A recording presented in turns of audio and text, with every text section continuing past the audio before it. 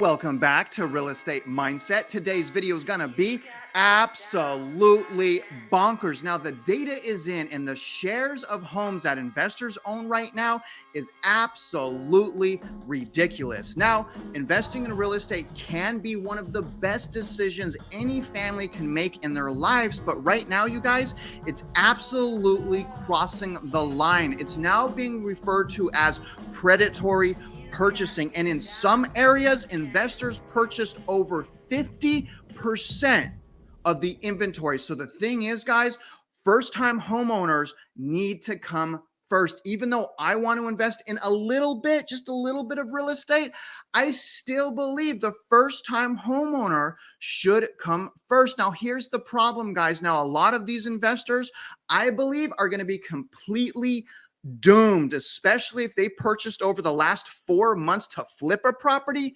They're dead in the water. Now, investors that purchased over the last year and a half, I also believe that those people are going to be in super rough shape, especially if rents go down. Now, regardless, you guys, we're going to jump into an article today from CBS titled, "Investors Bought More Than Half of All the Homes Sold Last Year in These 21 DFW Zip Codes." So this is shocking to me because I live in Texas, obviously in Houston, but in Dallas, in at least 21 zip codes, investors purchased over 50% of the market share. That's insane, you guys. As a first-time home buyer, how do you compete with that? You don't. That's why I kept telling people, just step out right now, let the dust settle. But regardless, while we're on the sidelines right now, we have to understand that we have to double down with our preparation and stay ahead, not only ahead of affordability, but we need to stay ahead of these investors. And the way you do that is by constantly preparing. Save as much cash as possible, make as much money as possible, and have as good a credit score as you possibly can. But remember, you guys, I'm not your financial advisor, even if you want me to be. But I am a realtor, loan officer, and instructor in real estate in Texas. That is my bio, but this is my personal YouTube channel. So please, you guys, help me out. Help me with my journey and my channel. Like this video, subscribe if you haven't, and shoot me a comment below. But let's get started right now. Even as the housing market starts to cool in many neighborhoods in North Texas, it remains hot for investors. According to data from real estate research firm CoreLogic, nearly 1 out of every 3 homes sold in Dallas-Fort Worth area in August was bought by an investor. So overall, 1 in 3 homes. That's insane, guys. That's insane to me. In the past 18 months, nationwide investors have been buying homes in record numbers. According to CBS 11 news analyst of data firm CoreLogic, last year's investors purchased more than 50% of all homes sold in 21 zip codes in the Dallas-Fort Worth area. 3 of the top 5 zip codes with highest percentage of homes bought by investors were in older neighborhoods just outside downtown Fort Worth, which probably means that investors are buying the most affordable houses that would generally go to a native or to a local or to someone that needs a more affordable house. So that's what I'm saying, you guys. If investors want to invest in something new and build something. Right? Build an apartment complex and make it nice, or build multifamily, build something. Stop taking the affordable houses that typically new first-time homebuyers would purchase, right? That's what's happening here. And it's so bad, you guys. This is so bad, especially in places like Florida and Texas. Is absolutely outrageous. But regardless, let's hop back into the article right now. All right, so here's the map. This is North Texas homes bought by investors in 2021. And this is, the yellow represents 10%, purple is about 50%. And you guys can see here, I mean, once the investors know that rent is blowing up and there's high migration, I mean, they saturate the market. I mean, they come in like locusts and just destroy everything. I mean, look at these areas, you guys, Fort Worth, Arlington, all this area, this is doomed. And more than likely, you guys, these are the areas that are going to crash the hardest. And these are the areas, especially if rent goes down. If rent goes down in these areas, you guys, and the migration leaves and the unemployment and job loss happens, these people are doomed. These investors are doomed. And I believe that they're going to learn lessons the hard way, because these guys were also rug pulled. So, I know a lot of people don't have, sympathy for investors. But the thing is, guys, that the problem is really with institutional investors. That also the problem is mom and pop shop investors account for 75% of investors. So those people, those newer investors, a little bit lower end investors, they're going to get ravaged, you guys. And that's not a good thing, because again, I'm saying first-time home buyers come first, but it's also really smart and really a good idea to invest in real estate. I don't want to be a hypocrite. I'm not saying get greedy.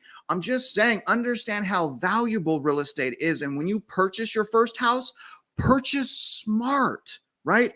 Purchase smart. I don't know what else to say, but purchase smart and learn what that means. Either way, let's finish out the article right now. In January 2021, when investors' activity began picking up, the average listing price of a single-family home in those 21 zip codes was $213,000. So you guys see what I mean? The investors are going after cheap houses.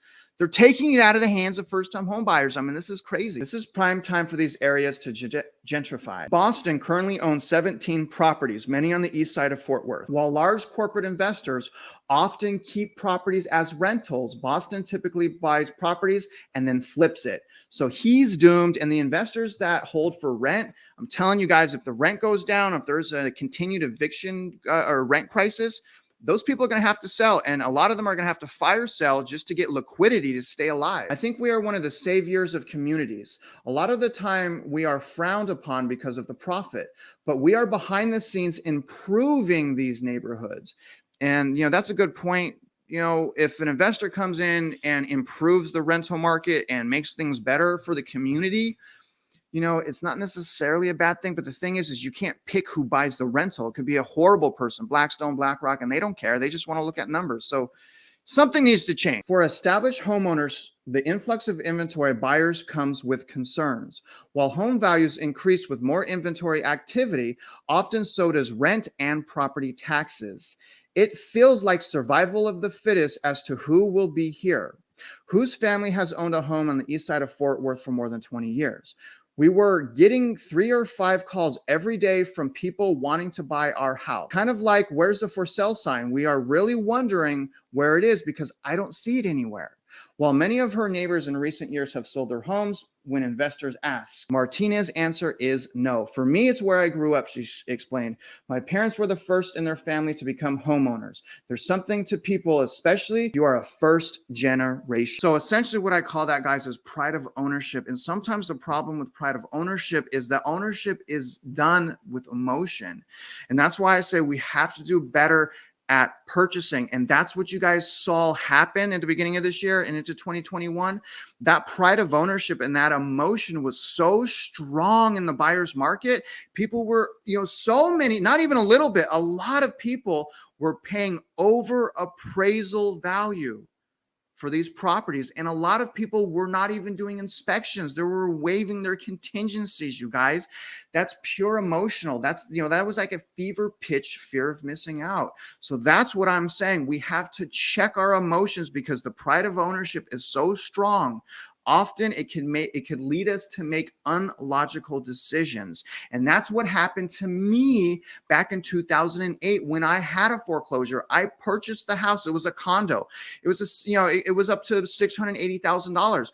I didn't need it. Why did I buy a condo for $680,000? It was a pride thing. I just wanted to own in a really nice area and I wanted a new house. And the thing is, I didn't need to do that. I should have purchased a house that I could have leveled up with a unit, house hacking essentially. Your first home, you guys, is a gateway to financial freedom. If that's why you're buying real estate. And I'm not saying take over the housing market. In fact, we need to do something about this. And I want you guys to do me a favor, okay? It looks like the government is going to start intervening and making laws to prevent predatory purchasing. I want you to do me a favor if you can, because I really appreciate hearing from you guys. I want you to tell me what you think should happen to curb this type of predatory purchasing. And I also want you to tell me whether or not you think it's moral for normal people like me and you to invest in more than one home. I really want to know what you guys think about that. But regardless, you guys, shoot me a comment below. And I really hope you guys guys got some perspective and some value from today's video. So please comment below. Now, other than that, if you're out there investing in real estate, you know I wish you luck and I hope you win.